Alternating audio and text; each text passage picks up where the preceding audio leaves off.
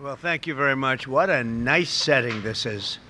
This is something we spent a lot of time and effort bringing the White House back to a level that it should be at. For essentially 200 years, no work was done on it. It lived on its own merit, but we thought it was proper. If you look at the exterior, you'll see it's all been redone and in perfect shape. It's good for another 200 years, okay? That's the way I look at it. But very important. It's such a symbol, such a representative symbol of us, of what we stand for, and we're very proud to have done it. We're building outside. We're building a beautiful heliport, which has been asked for many, many years. A helicopter would land on wet grass, and it was bad and dangerous. And as you know, over there, we're building a military complex and a ballroom that will be second to none anywhere in the world. We have President Xi coming in 2 weeks, and I was over in China 2 months ago, and we saw the Great Hall of China. Well, now we're going to have a Great Hall, too, in the United States, so it's very important, very, very important. And I want to thank you all and welcome you to the White House as we celebrate back-to-school season in America. It's a big deal. We're delighted to be joined by many incredible parents, devoted teachers, exceptional educators, and star students from all across the nation. In fact, we have so many star students. I want to make offers to some of you to come and join us as soon as you get out of college, because we want stars. We want smart people. We like smart people. Some people say, oh, that's not nice to say. No, we want smart people. I want to thank our great Secretary of Education, a fantastic woman, by the way, my friend and all of that, but she's a fantastic woman. Nobody like her. Linda McMahon. Nebraska Governor Jim Pillen. Jim, thank you very much. Thank you. Look good. Arkansas Governor Sarah Huckabee Sanders. Thank you. Thank you, Sarah. Chairman of the House Education Committee, Tim Walberg. Thank you very much, Tim. Good job. And our press secretary, a mother of two. And well, she decided she loved her children more than she loved Donald Trump. I'm very upset about this. She has to go home and spend time with her children. That does happen on occasion with some people when they love their children, and she does. And Caroline, congratulations on your newborn, your perfect newborn. And she's done a fantastic job. She's been a great, great press secretary. Now, if I say you're the best of all time, I have Sarah sitting here, so I'll have, but let's put it this way, they were both great. Okay, is that all right?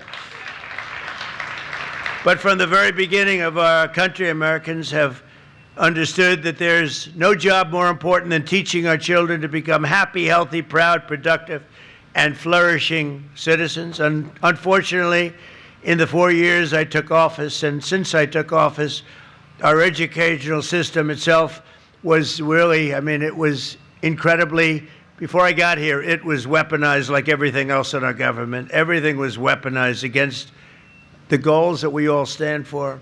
And under the last administration, extreme ideologies such as critical race theory and transgender insanity were forced upon our children as young as 4 and 5 years old. Transgender didn't work.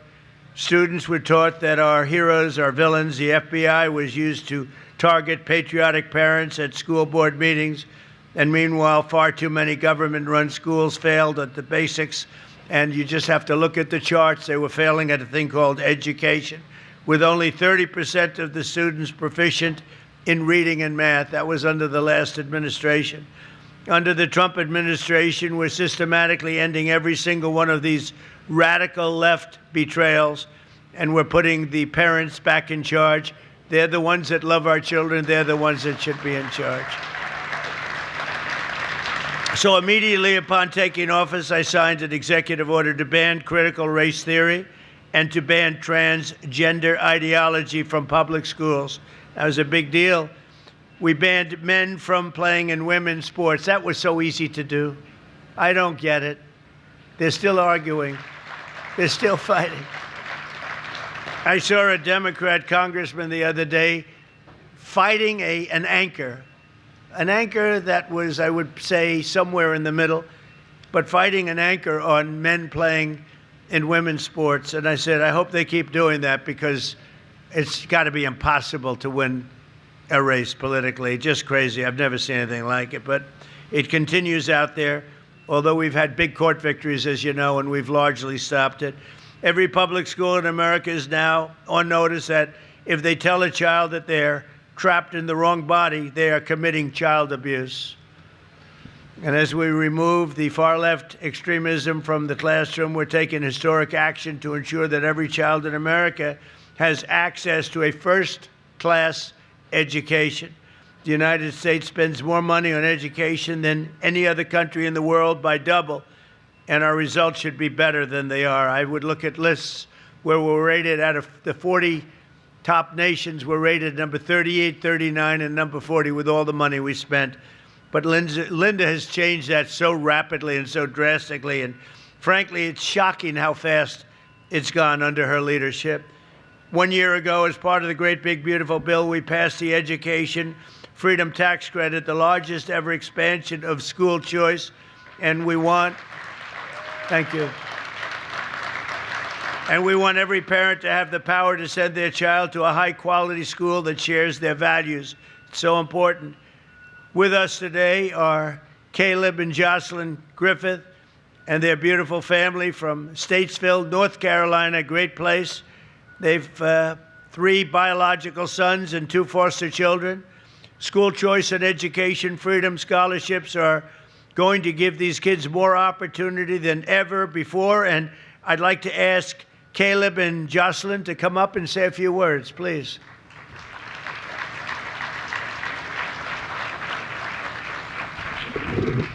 How are you? Nice to see you. Thank you very much. This is my lovely family.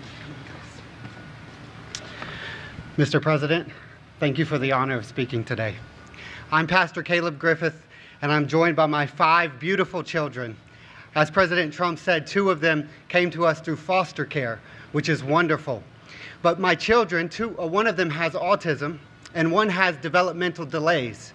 And although they qualify for an IEP, because of the situation, they were unable to get them. So we've been unable to access the support and help they need to be successful. And we're blessed to be from a state that offers school choice, and it has helped part of our children's educational needs.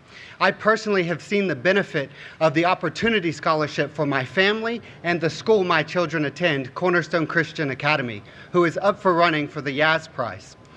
But it's thanks to great organizations like Parents for Educational Freedom, who have helped 105,000 families just like mine access the Opportunity Scholarship.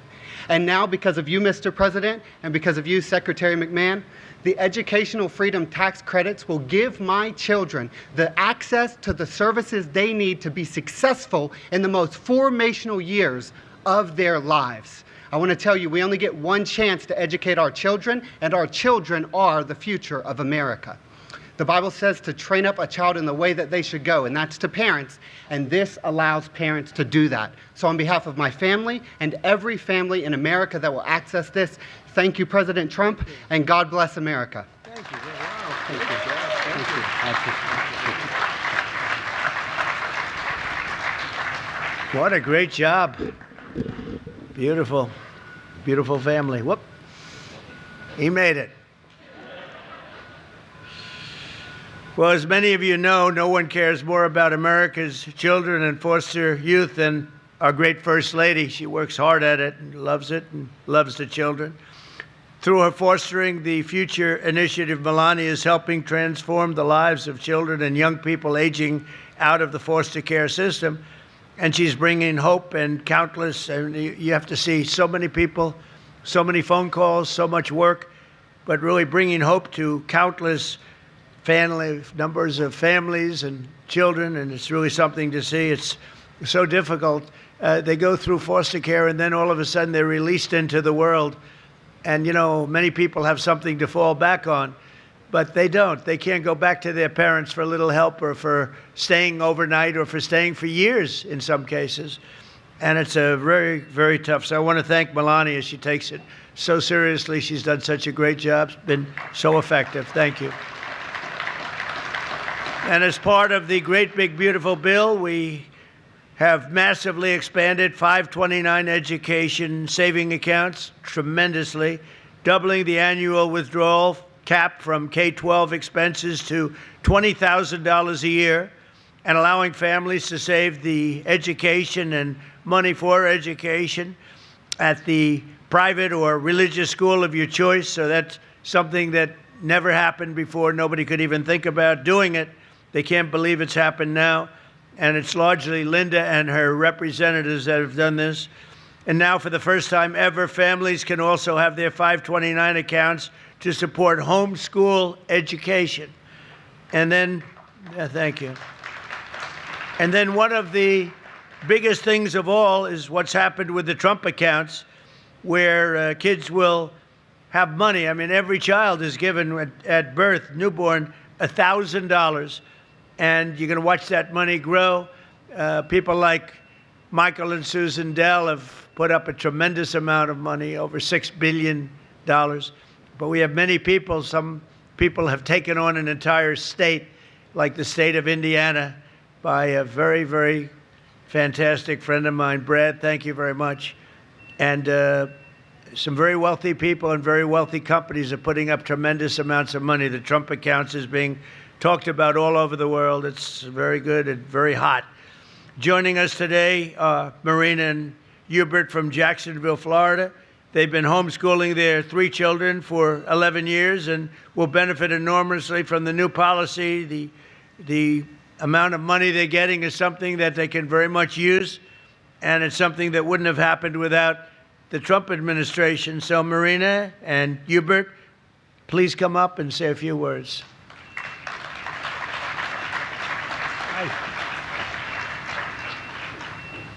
Thank you very much. Thank you, sir. Thank you. Mr. President, thank you so much for this opportunity to be here. I have with me my beautiful family, my wife, Marina. We homeschool our 3 kids. We've been homeschooling for the last decade.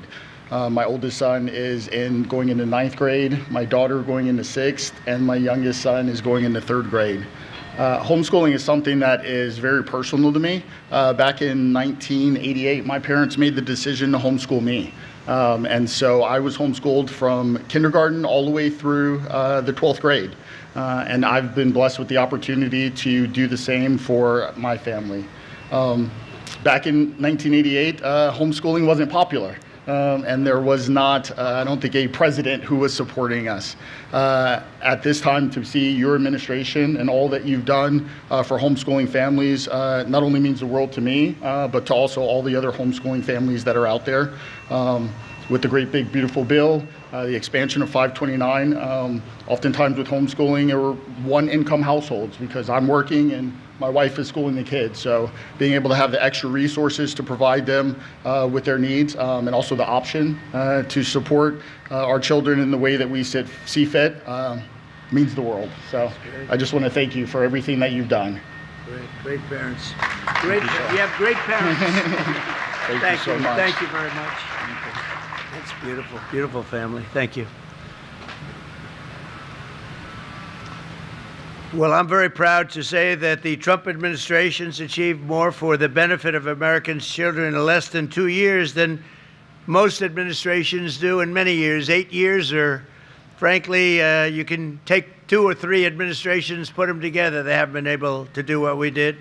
After decades of racist policies and illegal quotas, we brought back the merit system into education. We're back on the merit system, which is what made our country great in the first place, so that our children will always be judged by the achievements and qualifications, not by the color of their skin or any other reason. We issued a guidance for protecting the right to prayer, and we now protect prayer in the public schools. They're totally protected. And last year I signed a historic executive order to begin the process of eliminating the Federal Department of Education, getting them out of Washington, and bringing education back to the states, the most important thing.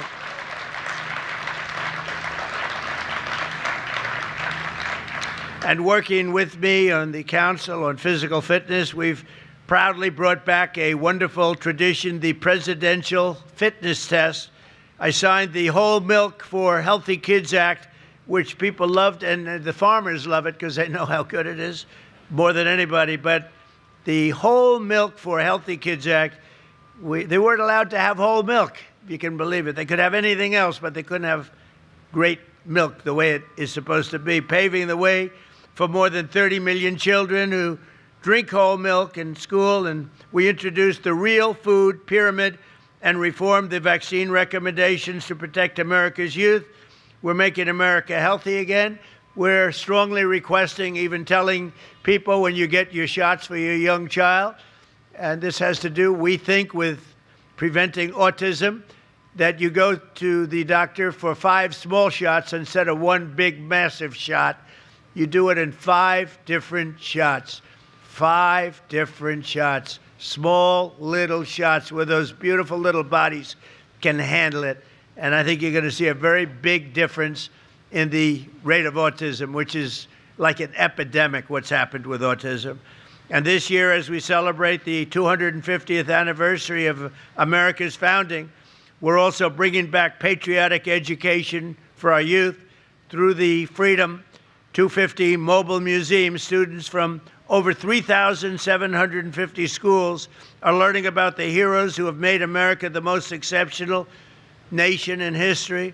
And we're teaching our children to love America, not to hate America. There's a lot of love going on right now. Our country's never done this well. We have billions and billions of different things happening, money pouring in at the rate of not even billions, trillions, over $19 trillion being invested in America right now. The last administration had less than $1 trillion in 4 years. We had 19, more than 19, 19.2 to be exact, and that's over a period of 12 months. We haven't even included the additional 5 months. So there's never been anything like that in history. No other country in the world has ever had investment like we're having right now being made, which is building factories, car plants, everything, all over, AI, all over the country, at levels that nobody's ever seen before. No other country has ever seen what's happened. It's a revolution, a positive revolution. So in everything we do, we're empowering our nation's parents, we're restoring high standards and the pursuit of excellence, and we're proving that the golden age of America education is just beginning. And I want to thank you all for being here. You're incredible people. I know so many of you in the audience, but one in particular who's just an outstanding person, an incredible woman, Secretary of Education, Linda McMahon. Please come up, Linda. Thank you.